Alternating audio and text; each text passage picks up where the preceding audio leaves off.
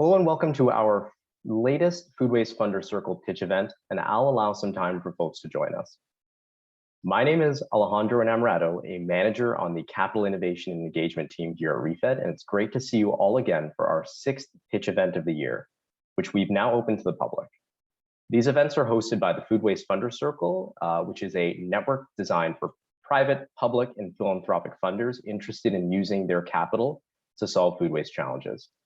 To learn more about the Food Waste Funder Circle and become a member, please visit the chat in the link that's being shared right now. This week, we are pleased to present 3 for-profit companies tackling food waste. I'd like to encourage you all to participate in today's session by posting any questions that you have for the pitching organizations in the chat. And so ReFed has developed the 7 action areas to address food waste. These key action areas are a framework that groups food waste solutions into areas where the food system must focus its efforts to make a meaningful reduction in food waste. This framework sits nicely on the supply chain. As I mentioned, this week we are featuring 3 companies, and their solutions address the action areas of reshaping consumer environments and recycling anything remaining. I'm excited to introduce you all to our pitching companies today, which are Chapul Farms, Clew, and Natsberry. Each organization has pre-recorded a brief pitch for you, and after each pitch, we will ask them 1 to 2 questions before moving on to the next one. And for everyone to participate, feel free to submit any questions you have for the presenting companies in the chat, where they'll be able to respond. And for ones that we're just not able to answer today, we'll collect those in the chat and hopefully get back to you. We're aiming for the session to last approximately 30 minutes in total. Premium Food Waste Funder Circle members have the option to note on the polls if they would like to schedule a future Q&A session with the companies as well. And so with that, let's begin. The first presentation will be from Chapul Farms, a for-profit company building an end-to-end regenerative insect agricultural platform, stewarding a new era of integrated biological solutions to solve the biggest global food system challenges, including a more circular, sustainable food system.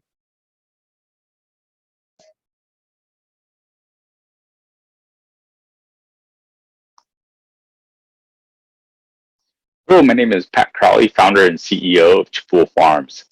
I'm doing this presentation today with Joe Matta, our CFO. At Chapul Farms, we're transforming food systems with insect biology. We design, build, and operate modular insect farms that do 2 things. 1, upcycle organic waste streams, including food waste, as the feed for the insects. And 2, they produce sustainable pet food and animal feed ingredients from the insects themselves and biofertilizer products from the insect manure and waste products. We are a team of 7 globally recognized leaders and pioneers in the insect agriculture industry. And we've recently partnered with Nexus PMG Program Management Group, a team of engineers that has established an exemplary reputation for developing large-scale infrastructure projects, especially in green energy and waste-to-energy projects. We also are a founding member of the National Science Foundation Center for Environmental Sustainability through Insect Farming, where we are directing the future of research in the industry. We are more than 10 years old, founded in 2012, and we're headquartered in McMinnville, Oregon. We're located on a 600-acre regenerative farm in the heart of the Willamette Valley, Oregon. These are some photos from our research and development facility, where we take in various food wastes and we look at the biology associated with the insects consuming them. It's the heart of the first stages of commercial infrastructure projects. And this is what a commercial insect farm looks like. In the center, you have the insect farm, and in the upper left, you have the food waste coming in, and it's a zero waste process. At the bottom right, you have, in just a fraction of the time of traditional composting, you have the larvae themselves that go into sustainable feed ingredients. In this image, it goes into aquaculture, the fastest growing food production system on the planet, but absolutely desperate for feed alternatives. And then in the bottom left, you have the insect frass or manure that contains entire ecosystems of beneficial microbes that contribute to the much needed soil health in our agricultural soils. As a company, we have a three-phase approach. The first step is the feedstock analysis and development, where we look at the food waste stream and how it interacts with the insect biology. And then we take those learnings to do front-end engineering and design work for a full-scale commercial project, putting all the pieces together for a project. And then in partnership with Nexus PMG, we do the full system build and operate. And here is what a full system looks like, so a glimpse into a facility that can take in about 50,000 tons per year of food waste and creates about 60 jobs at each farm. This particular facility has a 5-year payback and highly attractive investment return profile. The markets that the insect farms serve, again, on the left was where the insects go into pet food, aquaculture, and poultry markets, desperate for alternatives, especially ones with a very compelling environmental story, such as insects. And then on the right is the insect frass going into fertilizer markets. They're being led by organic and biofertilizer markets. It's estimated that the demand for insects in the center would be about 10 million tons per year to support all of these market segments. And on the right, the frass needing about 20 million tons per year. And all of that supported, the need to support all that requires about $50 billion in CapEx requirements. In terms of environmental impact, if we build out our full pipeline, we will divert more than 1 million tons per waste every single year. And according to Project Drawdown math, that would be more than 150 million tons of carbon saved every year just from the food waste diversions alone, let alone displacing very carbon intensive markets for the two marketable products. Last year, we closed a $2.5 million Series seed, and we're now launching a Series A round to build out our team, further our R&D, and launch our first commercial facility. Thank you very much. If you have any further questions, please visit our website at chapulfarms.com and look forward to questions in this presentation.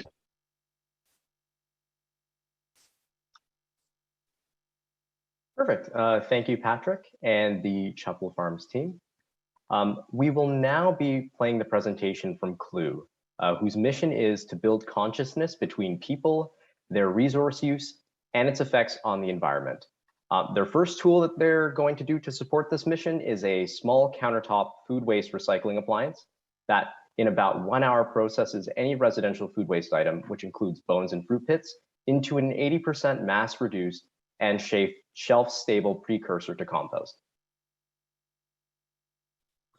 Hello, my name is Spencer and I'm the CEO and co-founder of Clew, and let's go get a clue. So our mission is all around building consciousness between people, their resource use and disposal, and the effects that that has on our greater environment. And we believe everything is interconnected and relational, and we want to work to build and grow those relationships with people. So we're really focused around the food action item areas of reshaping consumer environments through education, a smart home device, as well as storytelling, and building a brand that people really can live by and believe in. And then we're also really focused in that recycle anything remaining category, which includes home composting as well as maybe some community composting. So to do that, we have the Clew crew here. We're based in Seattle, Washington. My co-founder Joyce and I are full-time on the project. We were founded 2 years ago, and we have this amazing team here, including 2 San Francisco-based engineering and design firms who are not only building our product, but also our investors in what we're doing as well. So we are based in Seattle, as I mentioned, and we have worked with them in an accelerator program, and we just completed a circular economy pre-cycle innovation challenge, and super proud to be working with the state of Washington, which has now mandated food waste recycling. And then we're also in a 2-year program with the city of Los Angeles through the LA Clean Tech Incubator, which involves piloting, prototyping, and business curriculum with the city of LA. So California also just passed a law that requires all 40 million residents to food waste recycle, but people are still trying to figure out how to get a clue to actually enforce that mandate. So our impact here is really focused around the home, and thanks to Refed, we know that 14 million tons of food waste actually happens in the home, that 37% of all food waste. And we feel like consumers need more options and more solutions to fit their lifestyles than what is currently available. So how we're doing that is that we are making the best-in-class product mixed with the feeling of compassionate support and education to welcome those that feel othered or overwhelmed by the environmentalism movement. And our product here is a countertop food waste recycling appliance that in about 1 hour grinds, heats, and dries nearly any kind of residential food waste, including avocado pits and bones, into an 80% mass reduced and shelf stable fertilizer for your soil that you can mix into it. You can put it into your organics bin. And we're even talking about maybe buying it back from people to then sell as feed for mushrooms. And our product is based for that really time and space poor urbanite that may live in an apartment, a single family home. But we don't believe necessarily that the consumer should have to pay for this product. We will, of course, have direct to consumer as one of our go-to-market strategies, but our main focus is working with multifamily property developers who are needing to respond to these new state laws mandating food waste recycling. I'm actually sitting in a developer's office right now who's just signed an LOI to work with us on implementing these into their buildings in San Francisco. And so we're really excited as we believe that it's going to take all of us to work together to really fix this problem. So our product has been a labor of love since January 2021 when we started. We have now built our third proof of concept, which validates our technology. And we have a design that we cannot show on this, but would be happy to on the side that we're super proud of, that just is going to be the best in class product. The other side here is education. And we have the encyclopedia, which we want to show people that waste is not waste. It is still a commodity, and that how do we give people quick little clues that can help them along the way towards environmental stewardship, as well as find places that they can drop off their waste after they're done with it to really revitalize and restore communities. So we've raised about $450,000 at the moment, coming from WeFunder, Box Clever, Ronin, and angel investors, all on the same terms, so super clean cap table. And we're looking to raise $1 million to get us to our next prototype, which is our beta, and that's our big milestone before we really invest in manufacturing lines and setups. So a lot of that is really still finishing this R&D process during the design for manufacturing, and then of course some other business operation costs. And we hope that you guys got a clue. This is the best way to get in contact with us, and thank you so much for your time. Awesome. Thank you so much, Spencer. And Joyce, the co-founder, is joining us today. Hello, Joyce. Hi, everyone. Thanks for having me. So Joyce, some questions from our team here. What is the potential revenue model that you're exploring for Clew? Yeah, so our revenue model is to sell B to B to C, with the property developers paying for Clew like they would say a stove or a fridge. And then we're also doing a D2C option for others around the country. And for the B to B to C model, there is a small management fee with the building for repairs, consumables like carbon filters, education, and customer support, as well as collecting the dried output. And to fully close the loop of the output, we could then sell that to mushroom farmers, as Spencer mentioned, or other fertilizer companies. The estimated COGS of our device is around $300, and we expect to sell one unit for between $600 and $800 based on pricing interviews with these property developers. Thank you, Joyce. And could you let us know why you focused on specifically developers as like your go-to-market strategy? Yeah, so we're focusing on developers because of the legislation coming, like California's Senate Bill 1383. And that mandates all 40 million Californians to food waste recycle. And in our research with the property developers, they've told us that Clew as amenities in each unit would be cheaper than renovating their building's current waste stream solution and increasing their operations labor. And both tenants and investors are demanding ESG initiatives in all their buildings, which Clew could accomplish for developers. Lastly, Clew could be paid with green tax abatements, similar to green roof or bike rooms in cities like New York City. And there's potential to decrease building yearly waste operation expenses, which could increase the property's capitalization rate. That makes sense. And I guess one last question, if you would have me. This is actually something from Lori on the chat, but how does the Clew device compare to existing, let's say, countertop composters that are out there in the market right now? Yeah, it's a great question. So Clew is different because we're thinking about this as an entire lifestyle ecosystem. So as Spencer mentioned in the presentation, our recipe is really a combination of product and education for resource reduction, reuse, and recycling. And we do this through good branding and design, our hardware product, and our resource recovery plan. The appliance itself is different because we've engineered a completely custom technology that makes us the only product on the market right now that can process hard inputs like fruit pits and sticky items in 1 hour instead of 4 to 20, which the others take longer than us. And we're also taking into consideration disassembly and repair in our product's end of life strategy so that our device that prevents things from landfill never ends in one itself. I love that. Well, thank you, Joyce, for joining us today. Thank you. And now we will play the presentation from Natsberry, a platform that contains a digital recipe book with a weekly planner that automatically converts weekly menus into a grocery list. Clients pay online and all ingredients and products are delivered to their doorstep. The platform allows users to buy only what is needed, thereby reducing overspending and also reducing throwing away food.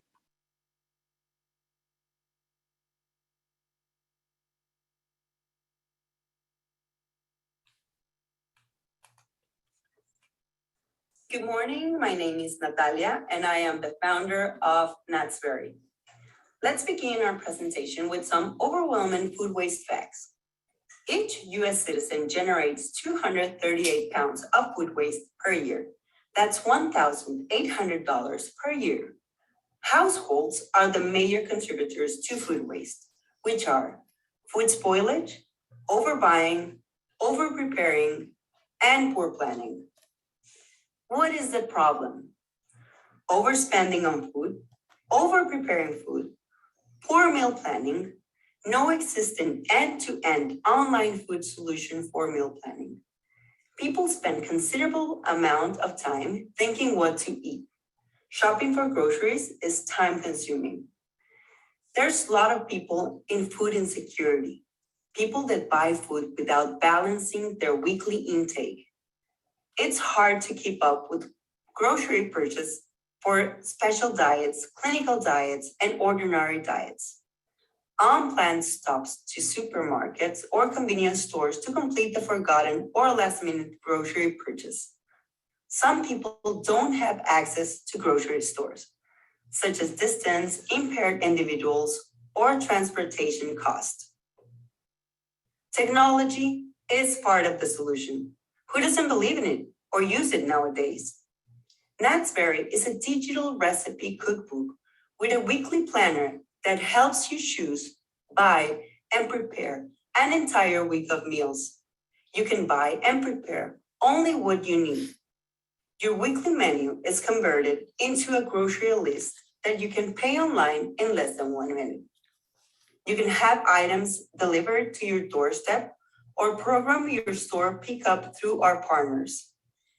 This can reduce food deserts or food insecurity. It is a free-to-use solution with no price increase on food items. Natsberry will tell you the amount of money and pounds saved and waste for each purchase. We have pre-designed weekly menus from specialists. You can delete items on the grocery list that you already have. You can exclude meals of the weekly planner when you plan to eat out. Also, you can save your own recipes and choose to keep them private or share them with others. Our value proposition: plan your meals, reduce food waste, and save money. Hello, I am Álvaro Villagrán, and I am the CEO for Natsberry. Let me begin by telling you the impact that this generates when you use Natsberry. Our current scenario is that by using Natsberry, you will save on food waste on 8.6 million tons of food waste. That's 42.7 million tons of CO2 into the environment. Our business model basically is that Natsberry gets paid a percentage of the groceries ticket price. Natsberry is free to use, there are no subscription fees, and there's no food overpricing, meaning that you will pay the same price on Natsberry than within the grocery store. Also, we have a promoter's code, and this is an exclusive number, an ID, that identifies the promoter and then is transferred to the influencers in order to pay a commission to the promoter for all income generated from their followers. Our financial projections are that in the first year, we'll generate an income of $282,000 with annual expenses of $2.3 million, basically having losses of $2 million. By the midterm of the second year, we plan to be profitable. And on the year third, we plan to have an income of $15 million with annual expenses of $3.1 million, therefore generating a profit of $11.8 million. Funds. We're seeking funds for $3 million.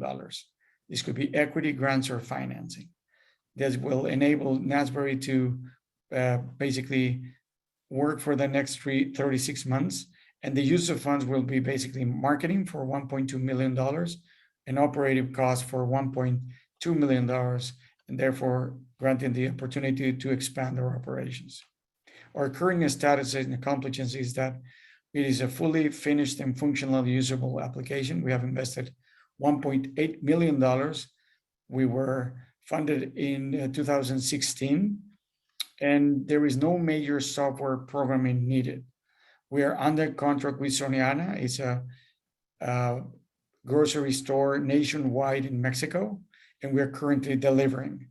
And we're under contract with Walmart USA and Kroger, and we're working on their integration. We believe basically in about 3 or 4 months at the most, we will be fully integrated. We can integrate with any grocery store in the USA, Canada, Europe, or Mexico. Thank you very much for your time, and we hope that Natsberry is of your interest in investing and funding our project. Thank you very much. Thank you. And so on the Natsberry team, we're going to be joined by Natalia, Juan, and Alvaro. Thank you all for joining today. Thank you. So we have some questions on our end.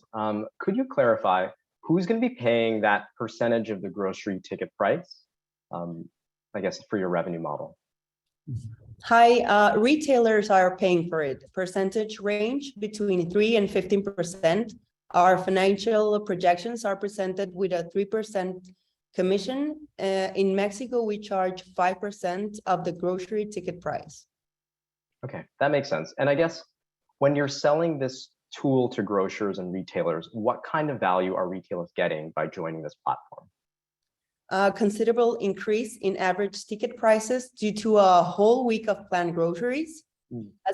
Assist retailers in their supply shortage by only offering recipes with the in-stock items, recurrent clients, and commercial alliance with specialists. Okay, that makes sense. Thank you, Natalia. And I guess one other question for the team here. How do you know what kind of food, or like, how do you quantify the food that you are going to be saving on the platform? Okay, that's a formula that we created specifically with the refed numbers and Food and Agriculture Organization of the United Nations. And basically considering that a US citizen spends about $1,800 of waste food per year, that's around 220 pounds per year. Therefore, we created a formula that is that an individual eats 3 times a day for 365 days a year. That's a total of 1,095 meals per year. If we divide the $800 by 1,095, it gives us a number of $1.64 for wasted money per meal. Now, in order to make it customize it to the percentage, or considering that 40% approximately of the food waste of an individual is in the household food waste, we then applied a 40% factor to that amount of dollars, giving us 65 cents of the dollar per meal wasted. So given that factor per meal, we then multiplied what Natsberry does in the application is multiply those 65 cents per every meal purchased through the application. It gives you the exact number, and you can actually configure that number by region or specific data that will be feeding into the applications once we update that information yearly or monthly.